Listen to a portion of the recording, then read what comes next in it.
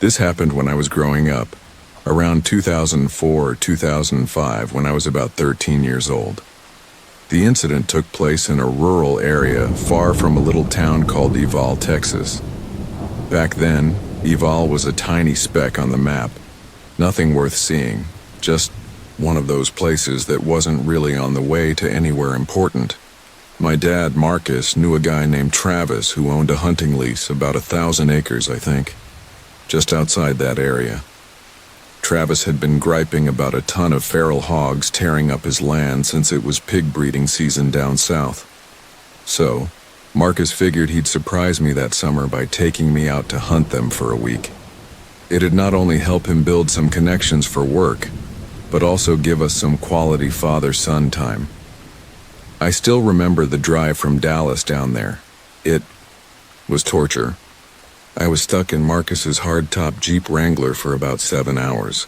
That thing was a nightmare to sit in, and I hated every second of it. All I could do was stare out the window or try to beat Super Mario Land 2 on my Game Boy Pocket, which I never managed to do back then. The drive ate up most of the day, so we didn't get there until early evening. Travis had warned Marcus that no one else had leased the place that year, so the cabin on the property might be a bit rough and dusty. At that point in my life, I didn't care much. I'd been in Boy Scouts for a couple of years and spent plenty of my free time in the woods or fishing with friends. Needless to say, I was pretty comfortable roughing it. After unlocking the gate and driving up to the cabin, we settled in. The place was rough, all right. Dust and dirt everywhere. I remember it looking like some raccoons had gotten in and crapped on the floor. After cleaning up a little, we pulled out our sleeping bags and set up camp. We decided to catch some sleep since it was late. That night was weird, though. I could never get comfortable enough to rest for long.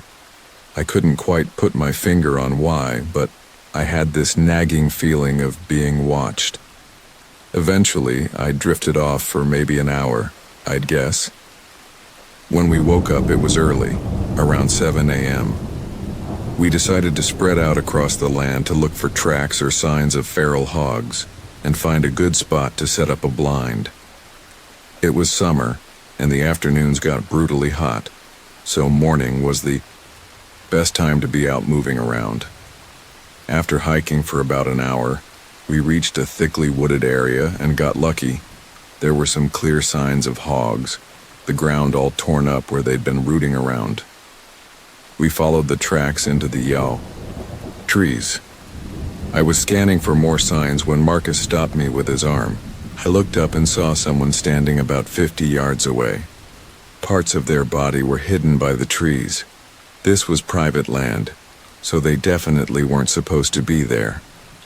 Plus, Travis had confirmed before we arrived that no one else was around, not to mention the gate was locked when we got there. The person was wearing a bright red jacket. We started walking toward them slowly. Marcus called out something like, "We're hunters. This is private land." The figure didn't move, just stood there frozen. We got within about 30 yards and I could see they had their back to us, hands stuffed in their pockets. The weird thing was they were dressed in what looked like a ski jacket and ski pants. This was Texas in the summer. Outside it was pushing 98 degrees. Marcus called out again. No response. He told me to stay behind him and unholstered his pistol. That's all we had on us at the time since we were just scouting the area. The rifles were back at the cabin. We edged closer, moving to the right of the person. Then Marcus told me to stop about 20 yards away. I stayed put and crouched down, watching as he circled around to the front, talking to the guy, asking if he was okay. Finally, he got in front of the figure and stood up straight, looking confused. I called out, "What's wrong?" He yelled, "Pagas, it's a mannequin." I walked over while Marcus just stood there staring. When I got closer, one thing stood out. The clothes it was wearing were brand new. No dust, no sap, no bird droppings, no sign it had been out there more than a day. I looked at Marcus and I could tell he was rattled. Almost instantly, that feeling of being watched hit me again, and I knew he felt it too. I wanted to cry. I remember this sudden, overwhelming fear washing over me. Marcus whispered, "We need to go now." He grabbed my hand, pulled his pistol, and kept scanning the area the whole way back. I was trying to hold back panicked tears. We hustled as fast as we could. I was so scared it felt like a century, but it probably took no more than 45 minutes tops.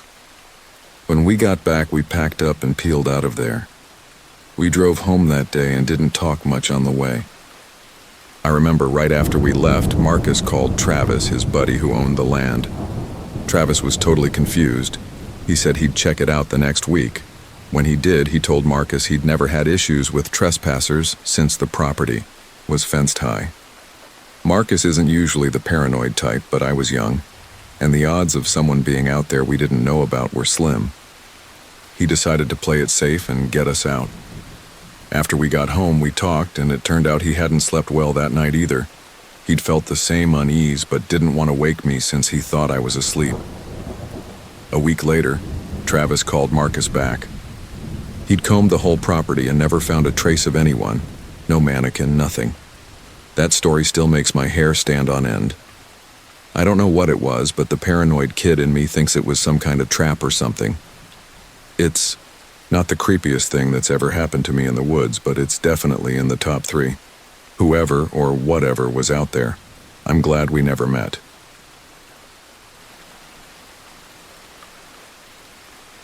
This was my first time backpacking, and it happened 2 summers before that hunting trip in Texas, when I was still dating my boyfriend, now my husband, whom we'll call Nolan. He was this hardcore outdoors guy who'd also served in the military. I was majoring in ecology back then and wanted to spend more time in nature, so he decided to take me on my first backpacking trip, just the 2 of us. We headed to the Grand Tetons, a place famous for its wildlife, especially North American grizzly bears. Up until that point, my only bear experience was watching a black bear shuffle across a road from the safety of a car. Seeing those grizzly country signs at every turn didn't exactly calm my nerves. Nolan looked like some kind of wilderness hero straight out of a movie. Machete dangling from his belt, big knives strapped to each side of his pack, bear spray clipped on tight. You get the picture. Our 25-mile trek started with an uphill climb through open country. They say you're supposed to make noise out there so you don't spook any wildlife by sneaking up on them. But let me tell you, hauling a 40-pound pack up a steep slope makes chatting pretty tough. We'd been at it for an hour, nearing the top of the ridge, when I noticed the forest had gone dead quiet. Nothing but the sound of a rushing creek off to the left of the trail. A silent forest is never a good sign. It usually means a predator's nearby. At that point, I was ahead of Nolan. We'd been too winded to talk for the last 20 minutes as we closed in on the ridgetop. We both noticed the silence right then and exchanged a knowing glance.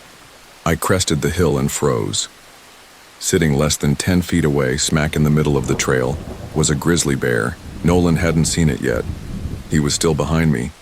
So I did the first thing that popped into my head while standing there petrified. I flung my arm back, waving it wildly to get his attention. I was too scared to make a sound. The bear shifted, from sitting to crawling, eyes locked on us. As soon as Nolan caught on, he swung me behind him and started yelling, military-style shouting, loud and commanding. The grizzly didn't flinch. It started creeping toward us, slow and steady. I was on the verge of passing out from fear. It was maybe 5 feet away when a loud crack echoed from the woods to our right. The bear jolted, then bolted toward the creek. A second boom rang out, closer this time. Nolan said it was probably just some branches falling, but we both knew that wasn't it. We booked it up the trail, trying to put distance between us and the bear and whatever made those noises. The hairs on my neck stood up, and right then, Nolan stopped dead in front of me. He turned to look at me, and I glanced back over my shoulder. To this day, we're not sure what we saw. Behind us was this massive dark brown shape, 3 times the size of the grizzly we'd just encountered. Its back was to us, and then it stood up on its hind legs. It looked bear-like, but something about its shape was off. Running seemed pointless, but that's exactly what we did. We heard heavy footsteps trailing us, though neither of us dared look back. The sound eventually faded. I was a mess by then, and Nolan did his best to calm me down.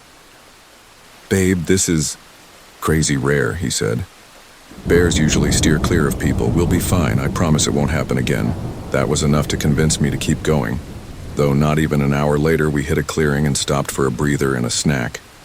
About a minute after sitting down, I saw the bushes moving in a line, heading straight for us from across the clearing. Out popped a juvenile grizzly.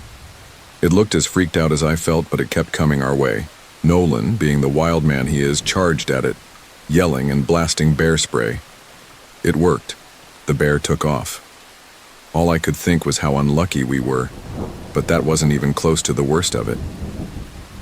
The night before we started the hike, we checked in with the ranger station, giving them our planned trails and routes. They usually send a ranger on horseback to check on you, make sure everything's okay. With not many approved trails left to pick from, we ended up on some of the toughest ones. For 3 days on those paths, we didn't see another soul. I guess we missed the ranger who was supposed to check on us. We'd followed some hoof prints on day 2, but there'd been no sign of them the day before. My feet were giving me trouble, so we'd spent precious daylight fixing my laces and socks to ease the pain. By the time we got moving again, we had maybe an hour or 2 of daylight left. In the forest, it gets dark fast. I was wiped out. It was pitch black by then, and Nolan's headlamp was the only one working. Mine wouldn't even turn on for some reason. We needed a spot to camp since we still had to eat. It was freezing, and the wind howled through the trees, making it hard to hear Nolan or pick out any other sounds from the woods. After an hour of stumbling around in the dark, we found this weird open bowl-shaped clearing, maybe 200 yards across, just 10 yards off the trail. The place felt off. Both of us sensed it, though he didn't admit how spooked he was until we left. There was no moonlight, so all we had was Nolan's headlamp, our little camp stove, and a flashlight I dug out of my pack. Half the trees in the bowl were dead or fallen, but the vegetation everywhere else was thick. To calm my nerves, Nolan started playing some silly game called Ninja Sex Party on his portable speaker. It didn't help much. The sound just echoed off the trees, turning into this creepy, distorted mess. He thought it'd scare off predators, too. That's when we realized our jitters weren't just paranoia. The silence came back. No birds, nothing, since we'd gotten there. Maybe it was the annoying music, but after our earlier run-ins, we shut it off and crawled into the tent. It was frigid. As soon as we zipped into our sleeping bags, we heard a deep snap and a heavy thud echo from behind the trees. There'd been wildfires and little rain that season, so falling trees weren't rare. But this wasn't an echo. It came from inside the clearing. We both went still. The sound wasn't far, right outside our tent. We held our breath. After what felt like forever, Nolan's hand found mine, and we clung to each other, paralyzed. Something dragged along the tent's side, leaving a thin dent as it passed, almost like a finger. "What is that?" I whispered, trembling. "I don't know," he said. "It shouldn't be a person. We're the only ones on this side of the mountain." I tried to choke back a sob, straining to hear what was out there. Footsteps, but I couldn't tell what they belonged to. The steps stopped. Then one whole side of the tent slowly pressed inward. Whatever was out there knew we were inside. I shined my flashlight at it, and what I saw froze my blood. A human face pressed against the fabric. I could make out the nose and an open mouth, the tent puffing out around it with every breath. Nolan muttered, "Screw this," and pulled a Glock from his sleeping bag. He racked the slide, the sound shattering the silence. The face pulled back, and we heard quick footsteps retreating toward the edge of the clearing. We didn't leave the tent until sunlight hit the next morning. First thing we noticed was the stench of piss. We stepped out and looked around. Whoever it was had peed on our campfire coals, leaving a nasty evaporated urine smell. Footprints circled our tent, over and over. Muddy handprints decorated the outside. We figured it was mud anyway. We packed up fast and got out of there. Whatever that was, it wasn't just wildlife.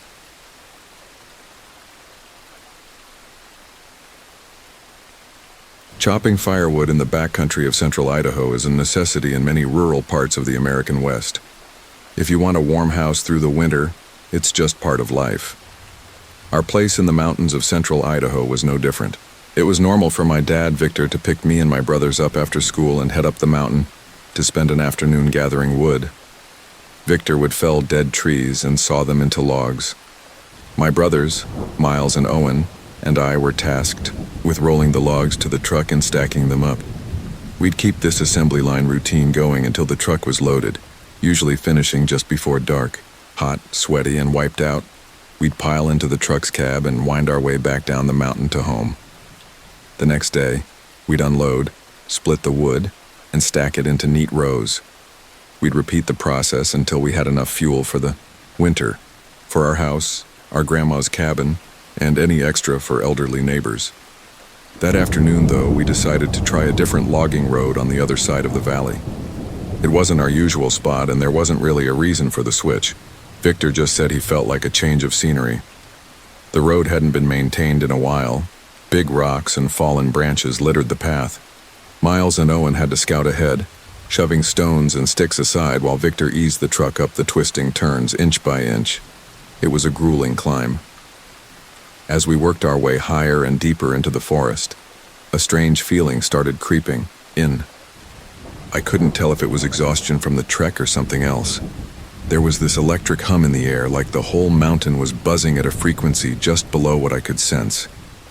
In some weird way, it felt like the mountain knew we were there and didn't want us around.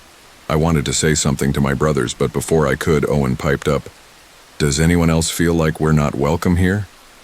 Miles and I stopped and looked at him. We both nodded. That moment got cut short by Victor honking the horn and waving us to keep clearing the path. The road grudgingly led us onward to a small clearing in the woods where we finally parked the truck. Victor either didn't notice our unease or chose to ignore it. He grabbed his chainsaw and got to work. As the wood was cut and loaded, I couldn't shake this heavy, ominous feeling wrapping around me like a dark shroud. I caught Miles and Owen glancing over their shoulders every now and then as we worked. We were all on edge, but Victor seemed fine. The sun was dipping behind the trees and dusk started settling in. As the light faded, my anxiety only grew. Then, out of nowhere, Victor told us to load up and get in the truck. Relief washed over me. I could see the tension drain from Miles, too. The truck wasn't even full, which was odd. To Victor, half a load was a waste. Sometimes we'd work into the night just to make sure it was packed tight. But that evening, he seemed eager to get home. With everything secured, we hit the road. Even though we were beat, we chatted and cracked jokes to lighten the mood, trying to shake off the afternoon's weirdness. We were almost out of the trees and into the valley's desert scrub, navigating the winding downhill turns. You've got to be careful on those roads, especially with a load, even a half load. Then a brown blur leaped down from the slope right into the road. "Moose!"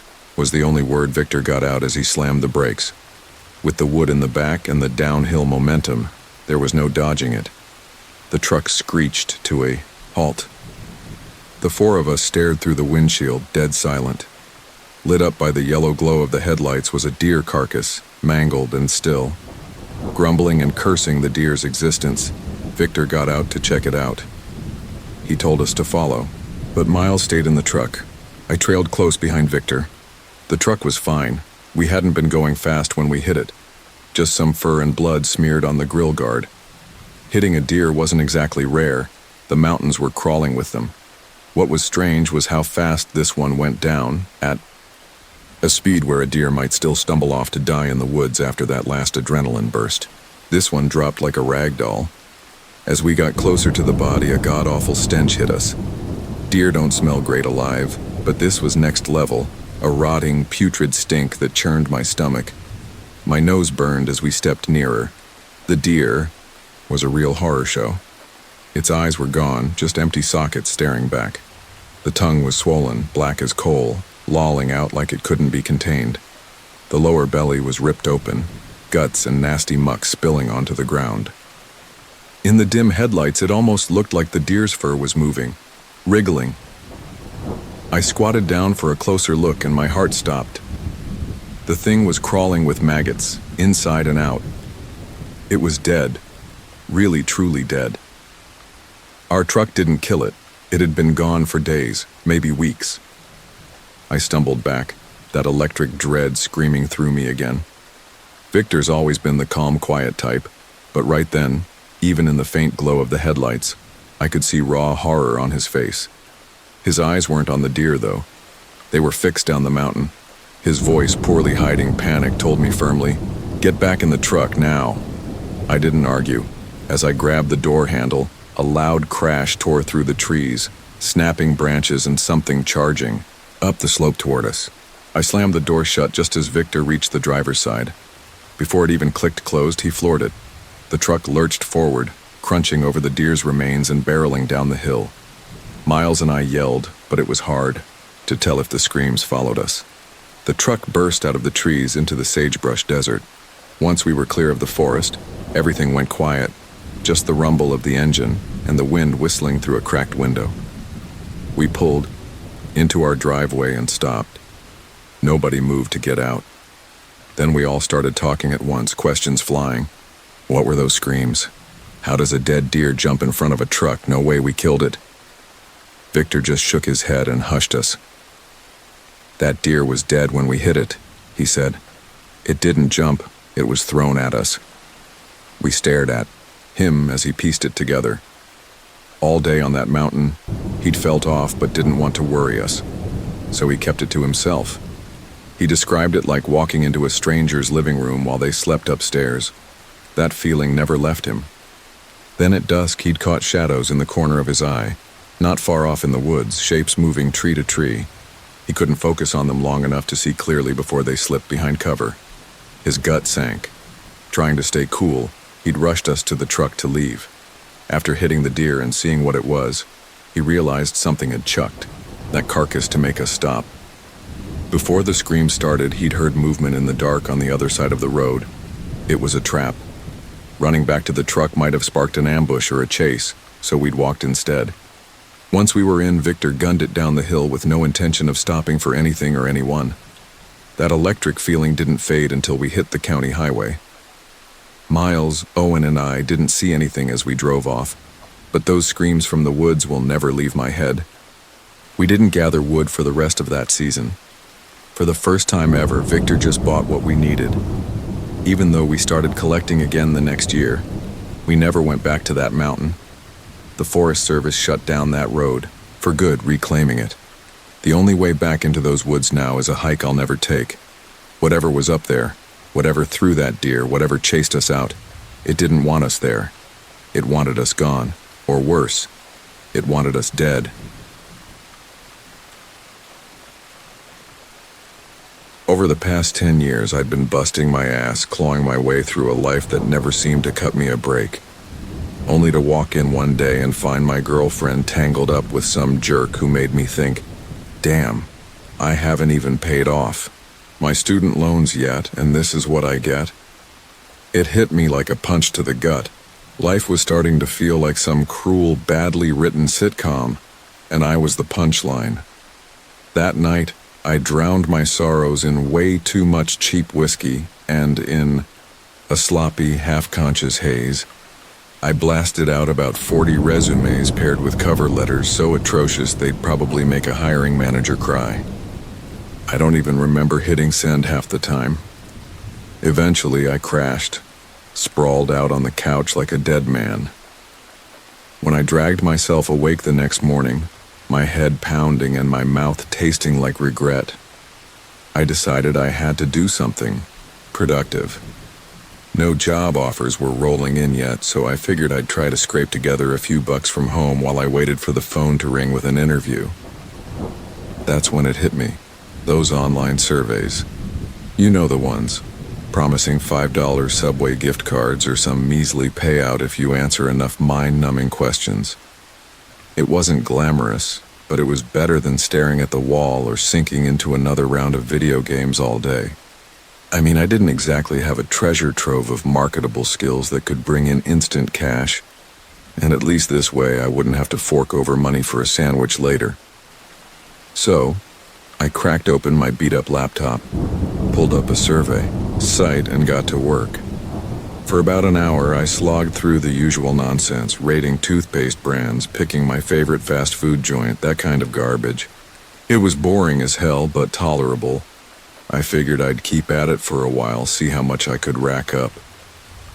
5 hours later, though, I was ready to claw my eyes out. It was way more draining than I'd bargained for. Each question felt like it was sucking a little piece of my soul out through the screen.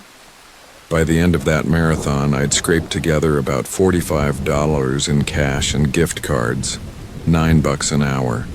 Not exactly a fortune, but it wasn't like I'd been pulling in much. More than that at my old gig anyway. I was about to slam the laptop shut, call it a day, and stumbled down to the corner bar to wash away the lingering sting of heartbreak when something caught my eye. It was tiny, easy to miss. Tucked away in the bottom corner of the survey site, a IDO single ad that stood out for no reason I could pin down. Maybe it was the sheer simplicity of it that hooked me. Plain white background, black letters in some tacky, over-the-top font spelling out surveys for cash. No frills, no bullshit. At least they were straight to the point. I hesitated, my finger hovering over the trackpad. Couldn't hurt, I thought. Might as well squeeze out a few extra bucks for a couple beers before I head out. So, I settled back into my chair, clicked the link, and braced myself for more of the same tedious crap I'd been wading through all day. The first few questions were simple enough. Basic stuff. More like they were fishing for data than actually testing me. Name, Marcus. Age, 32. Occupation, unemployed, thanks for the reminder. I breezed through those, barely thinking. Then they asked for my height and weight, 6'1", 185 pounds, which struck me as a little odd for a survey, but I'd seen weirder. It wasn't until the real first question popped up that things took a turn. I swear I must have stared at it for a solid minute, my eyes bugging out and my mouth hanging open like a fish out of water. What the hell was this? In plain, unassuming English, the screen read, "How strong is your urge to look behind you right now?" Below it, 5 options. Stared back at me. Not at all, slightly, moderately, strongly, overwhelming. My heart gave a little jolt. There was no reason to feel freaked out. None at all. I was alone in my cramped apartment, the blinds drawn, the hum of the fridge the only sound. But suddenly, I did feel it. A prickling at the back of my neck, like someone was watching. I took a slow, shaky breath, straining my ears for any hint of movement behind me. Nothing. Just silence. After about 5 minutes of sitting there, frozen, I finally worked up the guts to twist around and look. Empty. Just my ratty couch and a pile of unwashed laundry. I let out a shaky laugh, feeling like a moron. This has to be some kind of gag, I told myself. Still, I decided to humor it. I clicked neutral, safe middle ground, and moved on. The next question popped up. Why did you look behind you? I snorted, rolling my eyes. Really? I typed, "I don't know," into the little text box, hit next, and waited to see what came up. The third one hit me harder. You're on a plane. Besides you, there's only one other passenger sitting somewhere behind you. At some point, you get up to use the restroom and notice the man is gone. You check the only bathroom on the plane, but he's not there. What do you do? I blinked at it, my brain grinding to a halt. Was this some kind of convoluted personality test? A psych evaluation dressed up as a survey? It had to be. I sat there for what felt like 10 minutes, chewing my lip, trying to figure out what they wanted. In the end, I went with my fallback, I don't know. It wasn't clever or insightful, but I didn't have a damn clue how to answer something like that. Curiosity piqued. I clicked next. The fourth question rolled in. You wake up in a forest, unfamiliar to you. It's dark, and the moonlight gives you just a sliver of visibility. About 30 feet away, there's a small, dimly lit cabin. The doors open, and a woman smiles, gesturing for you to come inside. Can you explain why? Okay. This wasn't that much weirder than the plane one, I reasoned. Maybe it was still part of the same bizarre test. I could buy that. I actually put some thought into this one, typing out, I'd head into the cabin because there's nowhere else to go.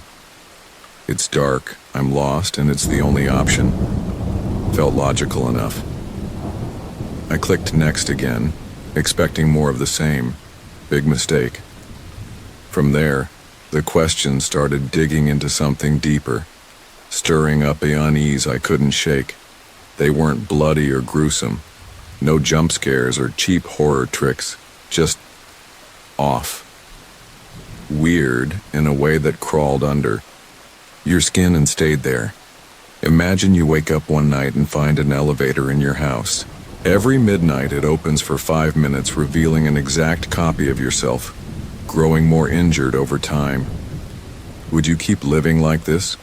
Or step into the elevator once to end it all? My stomach twisted as I read it. Another one. You're in a hotel room, but woken by constant tapping on the window. You peek through the curtains and see a man with no eyes. He presses his mouth to the glass and tells you to kill the woman in the bathroom immediately. Do you obey him? That one made my skin crawl. The worst, though. You're watching home videos with your mom. One tape shows footage of her being murdered by a masked intruder. Your mom just laughs at it without a word.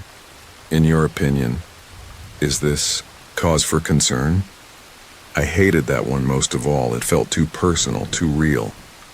If you're wondering why I didn't just close the tab and walk away, I don't have a good answer. I couldn't. It was like some invisible thread was pulling me along, this creeping, unexplainable need to keep going. So I did. And then the real world started catching up to the weirdness on my screen. About 30 minutes in, I heard it. 3 sharp knocks on my front door. My heart jumped into my throat. I crept over, barely breathing, and peered through the peephole. Some guy was out there wild-eyed, shaking his head like a maniac and mouthing no over and over, staring right at me. He looked scared out of his mind. No way was I opening that door. I backed off, pulse racing. Then my phone started buzzing. 10 calls in a row from a number labeled auditor. Each one left a voicemail. I played the first one. Static crackled, loud enough to make me wince, and through it someone was screaming numbers, random, disjointed like a broken record. Every message was the same. I deleted them all, hands shaking. An hour later, I was a wreck, full on edge of a breakdown. I couldn't stop glancing over my shoulder, even though there was no reason to. Nothing was there, or so I told myself. Then I heard it, faint scratching like nails on metal coming from the vent in the corner. I froze, listening harder. It didn't stop. Panicked, I dragged my couch over and shoved it against the vent, hoping that'd block whatever it was. My apartment felt smaller, the walls closing in. Finally, after what felt like forever, I reached what looked like the end of the survey. But it wasn't a question, just a line of text. Don't let them in. They're not trustworthy. My blood ran cold. 5 seconds later, more knocking, slower this time, deliberate. I crept back to the door, peeked out. It wasn't the guy from before. This time it was a woman, maybe mid-20s, dressed in a heavy blazer despite the sweltering 90-degree heat outside. Sunglasses hid her eyes, making her impossible to read. She stood there a moment, then slipped a piece of paper under the door. I snatched it up, my hands trembling as I read, "You need to leave your apartment immediately." That was half an hour ago. I haven't dared look at the laptop since or back at the door. She's still out there. I can see the shadow of her feet under the crack. A few minutes back, I heard my bedroom window creak open, slow and deliberate. I bolted in there, slammed the door shut, and wedged a chair under the knob. Now there's this sound, wet, garbled, like something choking, coming from the other side. It's getting louder. My heart's hammering so hard I can barely think. Maybe the abyss isn't so bad compared to this. What the hell do I do?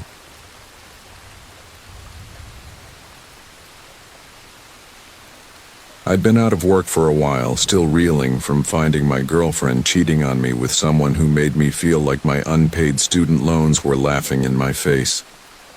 Life was a mess. One drunken night, after firing off about 40 poorly written resumes and cover letters, I passed out. When I woke up the next morning, I figured I'd at least try to scrape together some cash from home while waiting for interview calls. At the time, I thought the best way to do that was by completing online surveys that paid out in $5 Subway gift cards or similar small rewards. After about an hour of answering questions, look, I didn't have any marketable skills that could bring in instant cash, and it beat wasting the day on video games. I figured at least I wouldn't have to pay for food. I stuck with the surveys for around 5 hours before nearly passing out. It was way more draining than I'd expected. By the end of it, I'd racked up about $45 in cash and gift cards, $9 an hour. Not like I'd been making much more than that before. I was about to shut my laptop at the end of the day and head to a bar to drown my sorrows when I first noticed it. I shouldn't have paid it any mind, but for some reason it caught my eye. In the bottom corner of the survey site, there was a small loan ad. Its simplicity was probably what drew me in.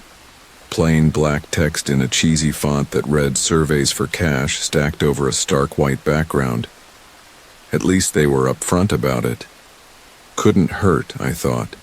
Might as well earn a little extra beer money before heading out.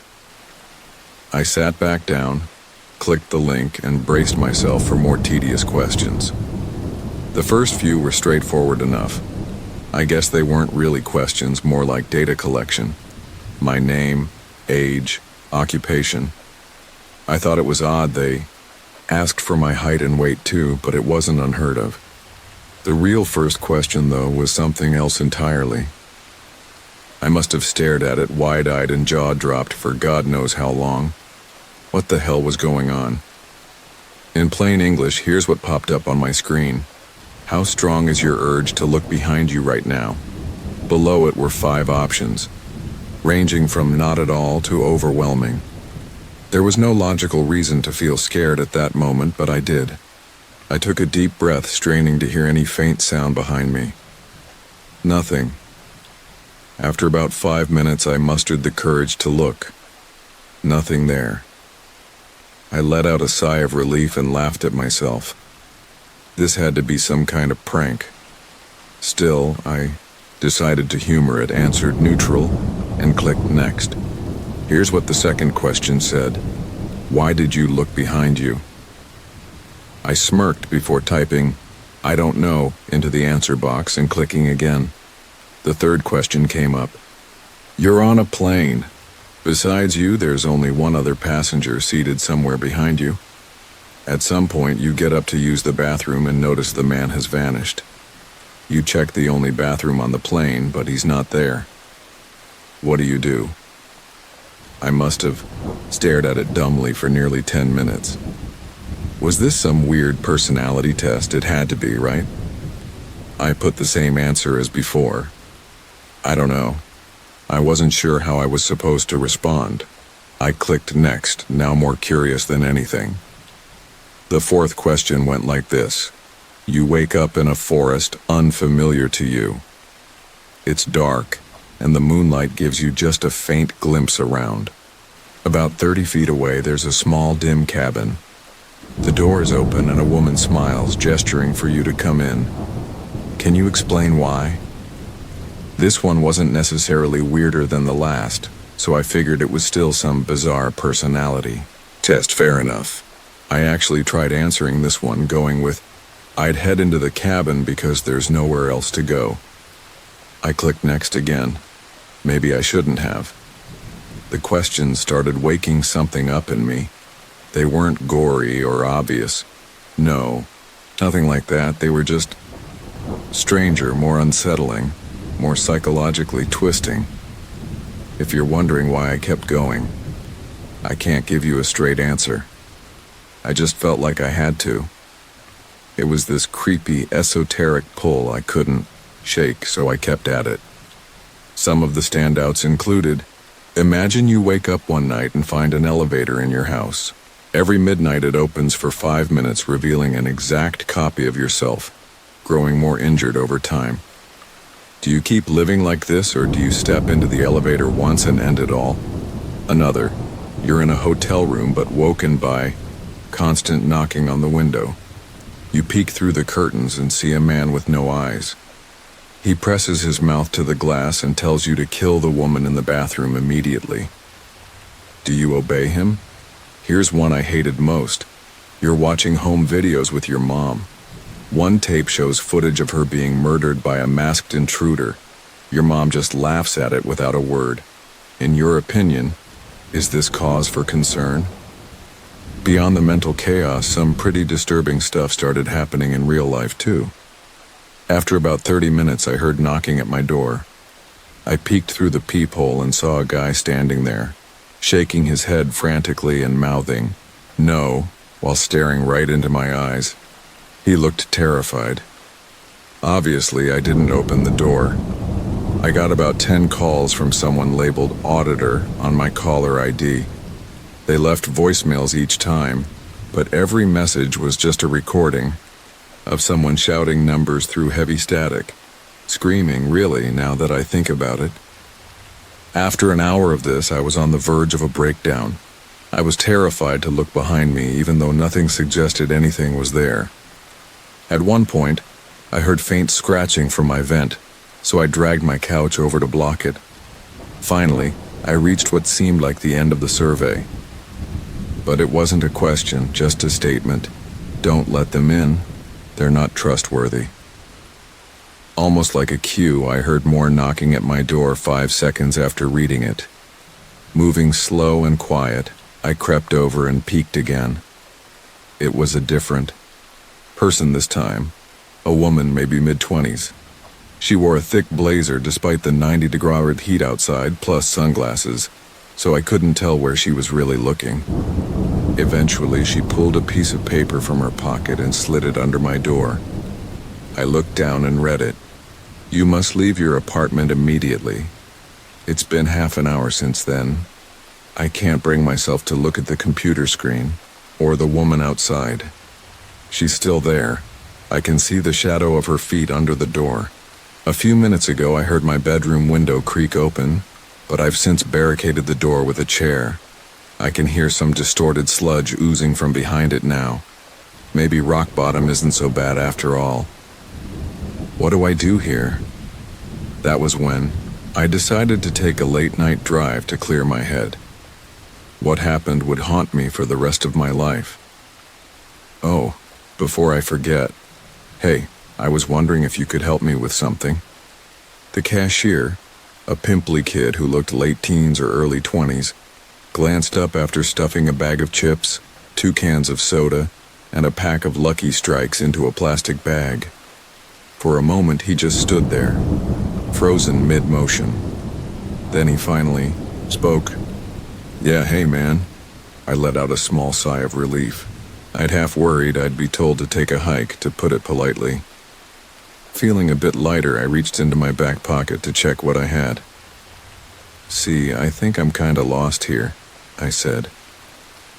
Decided to take a late-night drive and ended up turned around on all these little 2-lane roads.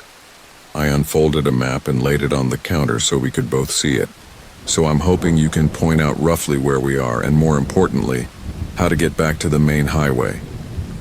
There was another long pause, and then the kid started chuckling, soft at first, then louder. Man, a paper map?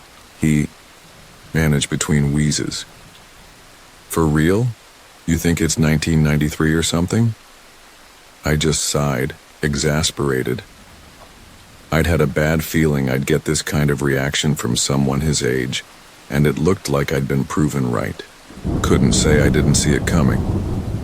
He wiped a tear from the corner of his eye and looked at me seriously. "Dude, your car doesn't have GPS or anything?" he asked. I hooked a thumb over my shoulder toward the glass door. "That beige convertible parked at the pump isn't exactly a 1979 Honda Accord," I replied simply.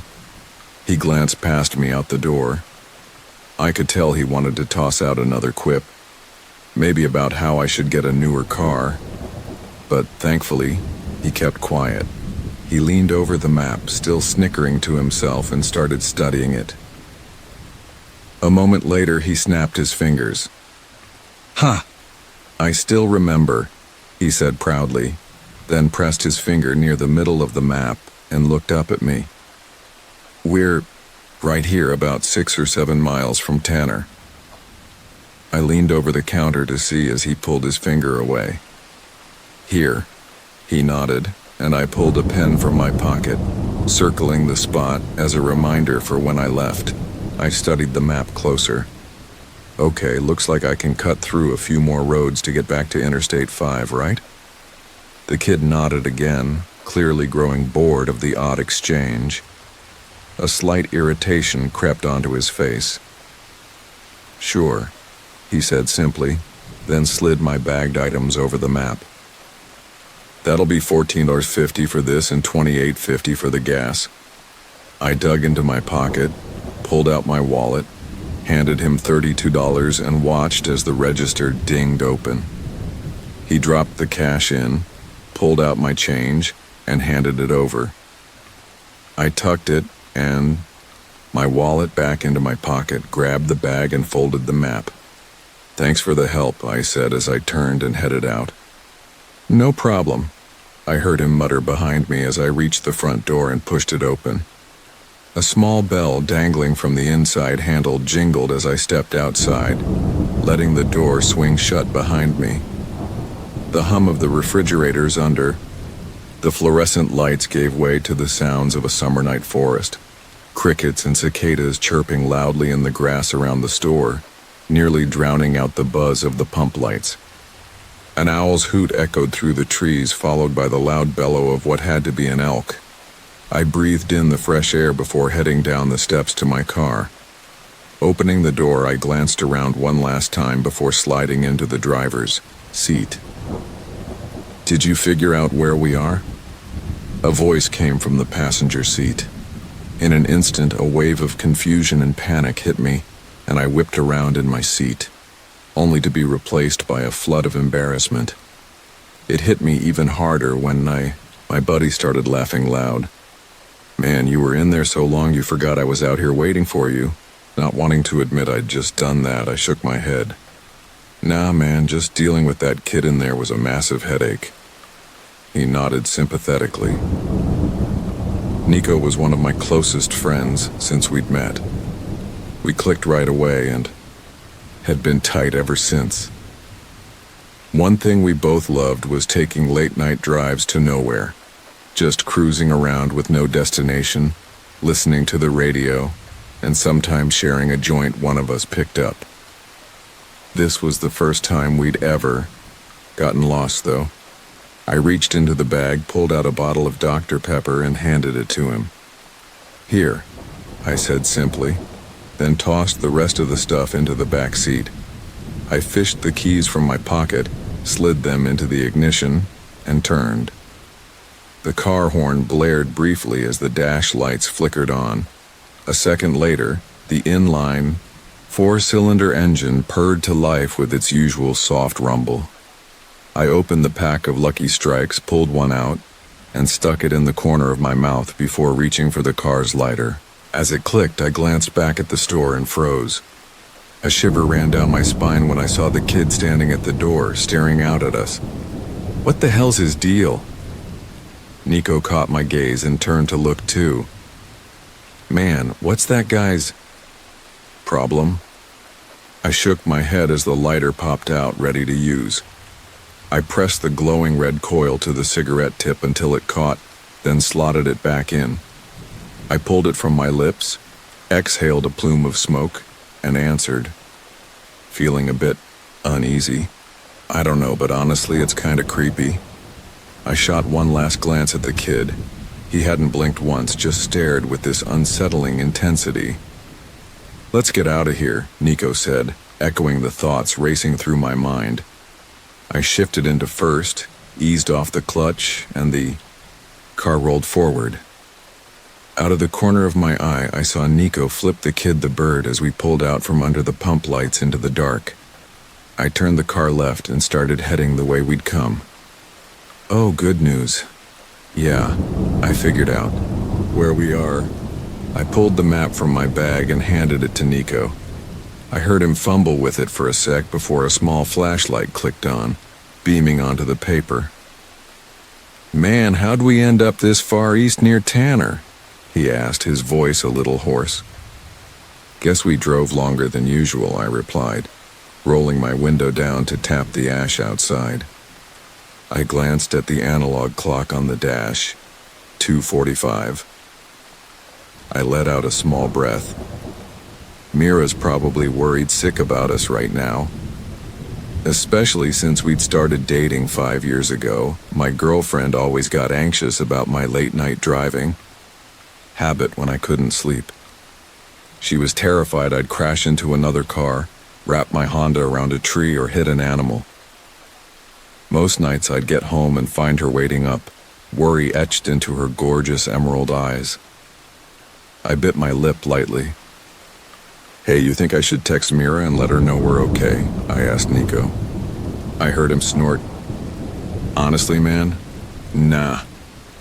I know that girl loves you to death, and I'm glad she cares about you that much. But she's gotta learn you know what you're doing. Plus, you need your own space too. It's not healthy how much time you two spend together. I flicked the ash out the window and huffed. It's called being in love, man. You should try it sometime, I teased, making him laugh. No thanks. I like being single too much. Shaking my head, I stared out the windshield as the headlights guided us. A faint unease crept into me as I watched the two-lane road stretch out ahead. The moon overhead was almost completely blocked by the trees. I hadn't seen another car on the road in at least 2 hours. Well, what did you expect, Darius? You drove out into the sticks. Nothing but ghost towns out here. Why don't you try driving to Idaho next time? To shake the thought, I fumbled in the center console for a moment before pulling out a mixtape. A little music would help me feel better. I slid it into the car's cassette player and hit play. A second later, the heavy bass and synths of Dance with the Dead by That House began blared through the speakers. Nico whooped excitedly. Now that's the vibe we need for a drive like this. He rolled down the passenger window, stuck his head out, and hollered into the night. I shook my head, unable to stop grinning at his antics. The playful mood calmed me down, and I felt myself relax into the seat, tension draining out of my body and out the window. For a few moments, that's how it went. The road stretching ahead of us, then vanishing into the darkness behind, music blasting from the radio over the engine's soft growl. I glanced at the backlit clock again, 5 minutes to 3. A few more minutes and we'd hit the highway. The thought eased a bit more stress from my body. I reached into the back seat for the bag, snagging it with my fingertips, and pulled out a soda can. Holding it over the wheel, I popped the tab and took a sip, eyes flicking off the road for a split second to tilt my head back. When I looked back at the road, I nearly spat the soda all over the windshield. The second I'd glanced, away, a figure had stepped onto the pavement. Holy hell! I yelled, slamming my foot on the brake and clutch as hard as I could. The rear wheels locked up and the screeching of tires filled the cabin, spiking my panic. The back end started to skid out. Oh God, no, no, no, no! For a few seconds, the world around us blurred into shapes and colors. I was terrified we'd slam into a tree or start rolling. Luckily, The car finally jolted to a stop with a protesting squeak from the suspension. We'd spun around to face the way we'd come. I could tell from the black streaks of tire rubber on the road. I gripped the steering wheel in a death grip, heart pounding in my chest, breaths coming in ragged gasps. Neither of us moved for a few seconds before Nico reached forward and killed the music. "Man, what was that?" he shouted in my face, looking as pale as I probably did. I didn't say a word to him. Instead, I yanked the parking brake, unbuckled my seatbelt, and practically kicked the door open. Stumbling out onto the pavement, I staggered to the front of the car with shaky legs until I stood in the middle of the headlights. I scanned around.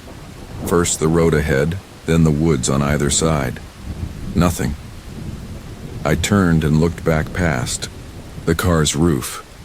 The red glow of the taillights lit up a few feet, but beyond that, just darkness. I squinted into the gloom behind the trees, no movement rustling the bushes or branches. Besides the idling engine, everything was silent.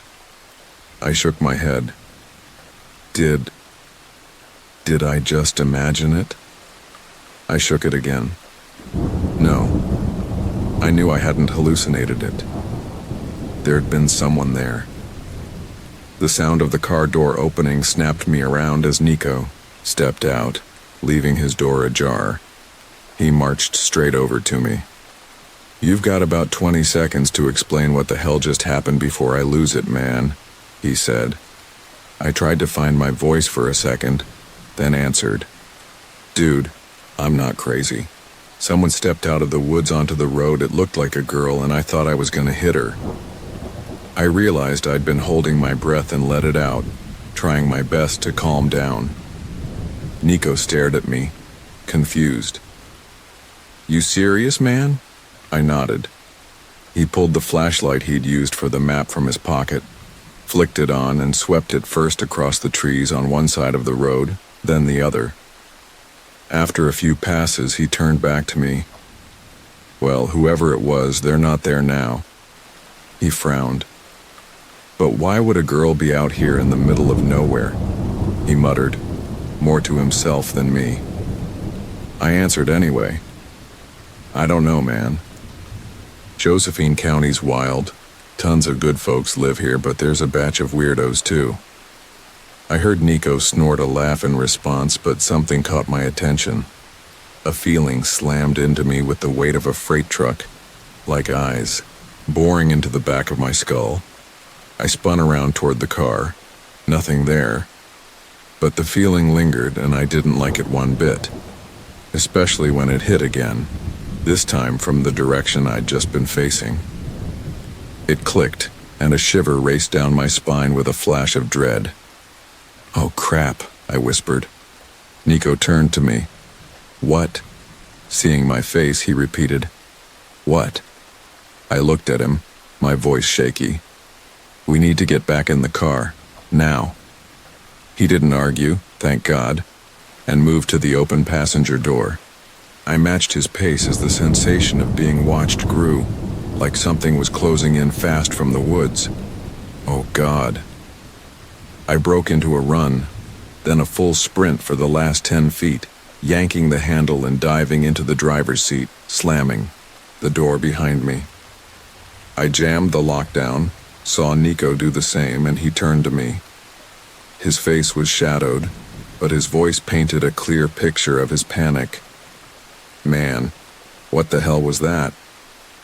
"I want you to think back to those videos of people driving on empty roads at night," I said, breathless, "where someone steps into the road, forces them to stop." A sharp gasp came from the passenger seat before he finished my thought. "And then a bunch of people jump out of the woods to ambush them. Oh God, no." My thoughts exactly. Time to go. I released the parking brake, buckled up, and shifted into first. The tires squealed as I hit the gas, and a moment later, we were peeling out. As we did, the feeling of being watched faded fast, and I let out a shaky breath of relief. We drove in silence for a few more minutes before I finally spoke again. I think we're good. Nico let out a weak laugh. Thanks for that. I nodded, then reached for the soda can that had gotten wedged by the parking brake. I grabbed it, popped it open, and took another sip. The cool liquid felt amazing going down my throat. I capped it and tossed it into the back seat. I chuckled too. Didn't mean to freak you out, Nico, but I think after this I might take a break from night drives for a while. This shook me up more than I thought. A few minutes passed with no response, then he spoke. That sucks, man. I get it. No worries. I think I caught a hint of disappointment in his voice, mixed with something else I couldn't place. Then I heard him sit up straight. Hey, Darius, he said, a nervous edge creeping into his tone. Yeah? I heard him take another breath. Shouldn't we be on the highway by now, or at least seeing some lights from passing cars? I hadn't been fully focused on anything but the next stretch of road and my headlights, but at his words, I snapped my head up. What the hell? He was right. The flashing lights of cars and trucks on the highway should have been visible in the park. I distinctly remembered glancing in the rearview mirror when we turned off the highway and seeing that constant blur of white and red zipping by in both directions not far off. Not now. Now, all I could see ahead was darkness. Darkness, in the forest lining both sides of the road. For a split second, I eased off the gas, slowing the car a bit as my brain screamed he had to be wrong. Damn it, I've gotta be wrong. We just hadn't gotten close enough to the highway yet. You know how these old roads are, Nico, I said, aloud, feeling a bit relieved at the thought. They're longer than they look. He nodded, but I could tell he wasn't fully convinced, and honestly, neither was I, even as I told myself that. Seeing that figure step onto the road had rattled me more than I'd realized at first. I pressed the gas again, shifted to fourth, and watched the speedometer hover at 55 mph.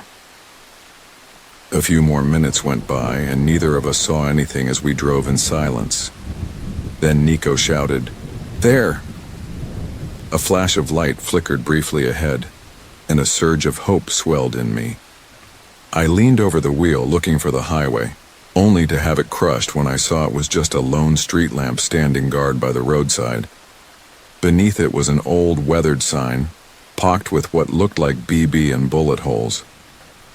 I slowed, the car a bit as it came closer so I could read it, and a wave of confusion washed over me. Golden. 2 miles. Golden? Nico breathed out as he read the sign passing by. The street lamp briefly lit up the car's interior, showing the worried confusion on his face. Damn it, how'd we end up near Golden? Golden's a ghost town, a tourist trap that draws folks every year to check out its intact buildings. It was a mining town with a few hundred people back in the day, but when the prospects dried up in the mid to early 20th century, it turned into the ghost town it is now. Its biggest claim to fame these days is being featured on Ghost Adventures a few years back. Nico repeated his question, but I couldn't answer him. My thoughts were racing. There's no way Golden was anywhere near Tanner, miles north, and no roads connected the two from what I'd seen on the map. Plus, we'd been driving straight since the gas station. Honestly, I don't know anymore, I finally said, my voice carrying the real anxiety gnawing at me in the car's dark interior. I saw him drop his head into his hands. I fumbled for my pack of cigarettes, pulled another out with slightly shaky fingers, and lit it. A few minutes later, the turnoff to the ghost town flashed by on the right. I caught the hulking black shape of the church steeple jutting out of the darkness for a moment before it was behind us. The lighter popped out, and I pressed it to the cigarette, lighting it and setting it back. I decided I needed to try and ease the rising tension flooding the car. Look, however we ended up here, man, the fact is, We can't be far from the highway. Let's keep cool, and when we get back home, you, me, and Mira can have a big laugh about this. Sound good? I heard Nico take a deep breath, then let it out with an, "All right, sounds like a plan," and he chuckled lightly.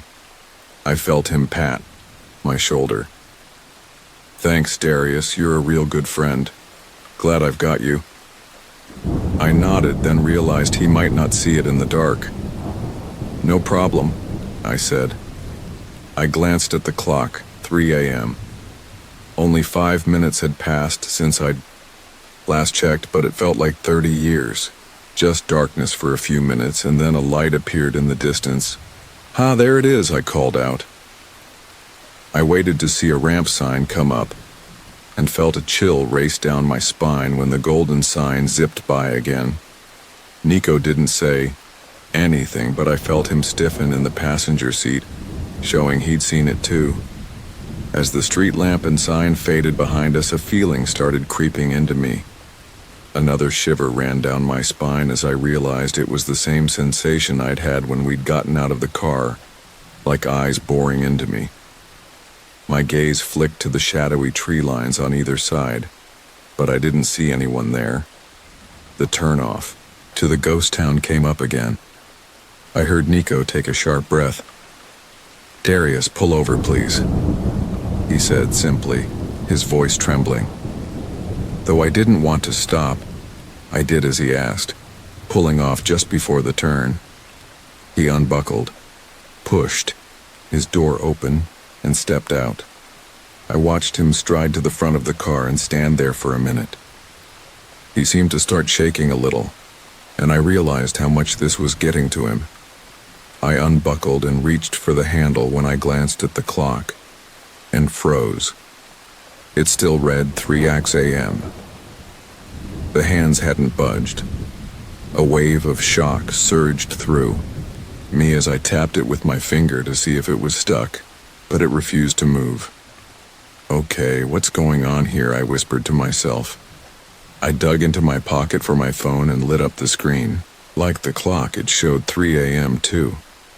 The watched feeling started ramping up, and I glanced at Nico standing in the dark before looking down and starting a text to Mira. "Hey little lady, just wanted to let you know Nico and I are fine. We're trying to get back to the highway but got a bit turned around here. Do me a favor, if I don't text you again in 15 minutes, text me back, okay? Love you." I pocketed the phone. I knew I should have been more honest, but I was starting to get freaked out by the weird situation. I didn't want to worry her more than necessary.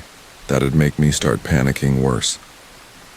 Pushing my door open, I walked around and stopped near the front headlights. "You okay, man?" I asked him. After a beat, he didn't answer, but thankfully he seemed to have stopped shaking. I repeated the question when he didn't respond to my second or third call. A new feeling started spreading through me, a potent mix of fear and dread. "Nico, man, you're scaring me. Please say something." Finally, he turned to look at me, and in the dim glow of the headlights, I saw his face was slightly pale. He raised a finger and said one word: "Look." My eyes followed where he pointed, and I started feeling like someone had dumped a bucket of ice water over my head. The cigarette dangling from my lips fell to the ground. Standing about 15 feet away, just inside the tree line, was a figure shrouded in gloom. With a sharp breath, I realized it was the same woman who'd nearly made me wreck the car. "Oh crap," I muttered. I swallowed hard, finding my voice. We should get back in the car, Nico." He nodded almost instantly. "I think you're right," he replied, his voice shaky, not taking his eyes off the figure. We backed away slowly until we reached the car doors and climbed in. I didn't even bother buckling up. I just shoved it into first and floored it. Dirt and gravel sprayed behind us as the car lurched forward onto the road. This time I didn't let off the gas. I kept my foot down, the engine whining as I shifted to third and fourth, the speedometer hitting 60 when I went to fifth. The washed-out feeling grew with every passing second. I prayed I'd see something, anything ahead of us. A crossroad, a house, a busted payphone. Then my blood turned to ice as a light appeared ahead. Exactly the same light as before, with the sign beneath it. My eyes flicked to the clock and terror shot down my spine when I saw it still frozen at 3 hours. "This isn't good, man," Nico said from the passenger seat. I agreed, but didn't say it. I kept my foot planted, the speedometer now at 80. The turnoff came up again, and what I saw made me want to scream. The woman was closer to the road now, and she wasn't alone. Behind her I saw other figures, dozens, maybe more. They all stood facing the road, watching us fly by. Then they vanished in the rearview mirror. I exhaled as the light and sign passed again. This time the crowd was even closer to the road. The woman stood out front, and for a split second, the headlights lit her up. Another jolt of ice shot through my veins as I saw blood streaking down the front of her nightgown, a gown that looked decades old. "What do we do?" Nico asked me, his voice flat but thick with the same fear I felt. I just shook my head. "I don't know, man," was all I could say. The street lamp flared up again as my phone buzzed in my pocket, nearly making me slam the brakes in surprise. I fished it out as Nico glanced over at me. I texted Mira when we stopped, told her to reply after a few minutes. Now I think I'll tell her to call the cops or something. He didn't respond, just turned back to stare out the windshield at the approaching lights. My eyes darted from the phone to the road and back. I forced myself not to look at the turnoff as we blasted past those lights.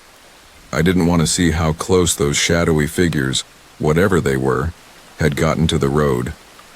I flipped my thumb, swiped the lock screen, and tapped the messages icon as the light started coming up again. Mira's text popped open automatically, and for a fleeting moment, a relief like I'd never felt surged through me at having some normalcy in reach. I froze. I didn't even look up at the road, I couldn't. My eyes were glued to a single line, reading it over and over. A wave of confusion crashed through me long enough that I said it aloud. Nico spoke up. "What?" I didn't answer. Him. My mind raced at 1,000,000 miles an hour, trying to make sense of it, but it was like a mental wall blocked me. I tried to think of something else as another thought hit me, but again, that same block stopped me. A new wave of fear rose in me, not just from the terrifying loop flying by outside as the speedometer hit 90 now, but for an entirely new reason. Then Nico spoke. "Can I ask you something, man?" Ice flooded every vein in my body, not from his question, but his voice. It was different. The fear and tension he'd had even less than a minute ago were gone. Now he just sounded blank. No, not blank. I couldn't say why, but his tone almost made me feel like he was smiling. Another shiver raced down my spine as I forced myself to answer, my mouth dry as cotton. "What?" he replied as we started flying under the street lamp. "Are you scared?" For some reason, the question made me turn to him.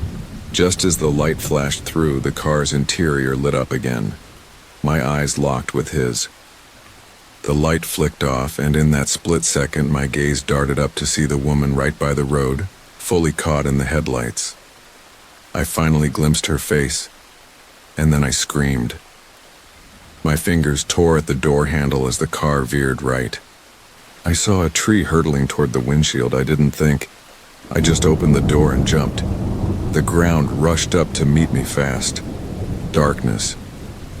I woke up in a hospital room, head bandaged and one arm in a sling. My chest felt like it was on fire too. The first thing I saw was Mira. When she saw me wake up, she burst into tears and threw her arms around me. A moment later, the doctor came in. He told me I was a lucky guy. Apparently, I'd gotten off with just a gash on my head needing staples, some badly bruised ribs, and a broken arm. Shocking, considering I'd bailed out of a car at what seemed like high speed, he said, raising an eyebrow. Then he told me the cops wanted to talk to me. He let them in, and 2 officers stepped inside asking me a ton of questions. I told them exactly what happened, except for 2 small details. They seemed to take my account seriously and promised to look into it. "We've gotten a few reports similar to yours," one of them said hesitantly. Then they told me how I'd been found. A father and son who owned a nearby gas station had driven out and first spotted my wrecked Honda wrapped around a tree, then me, unconscious in a grassy ditch. They didn't say who they were, but I knew damn well who they were, at least the son. That night was 3 months ago. I've been resting and healing since then, giving me plenty of time to think. Too much time to process everything. I try not to dwell on that night, any of it. I feel like I'll lose it if I do. Especially after the cops told me they didn't find anyone else at the crash site, just the passenger door open. But I had, too, after getting an email from an unknown address. Someone claiming to be the son of the kid I'd seen at the gas station that night. He told me things his dad had said he'd seen over the years, stuff he hadn't believed until that night, when he'd looked out the door at my car. As I type this, I feel myself starting to shake hard, remembering that woman's face, truly ghostly as it flashed in the headlights, the sheer terror etched into it as she waved frantically to get my attention. The same look the others must have had, remembering turning to Nico as the lights flickered and seeing that smile on his face, a grin wider than any human should have, full of shark-like teeth, those black eyes staring at me hungrily. The same shark grin that kid told me he'd seen as I pulled away. But mostly I remember the single line Mira texted me that's had me racking my brain, trying to recall my friendship with the figure sitting across from me, horror flooding me as I realized I couldn't conjure a single memory to stop me from ever taking a late-night drive again.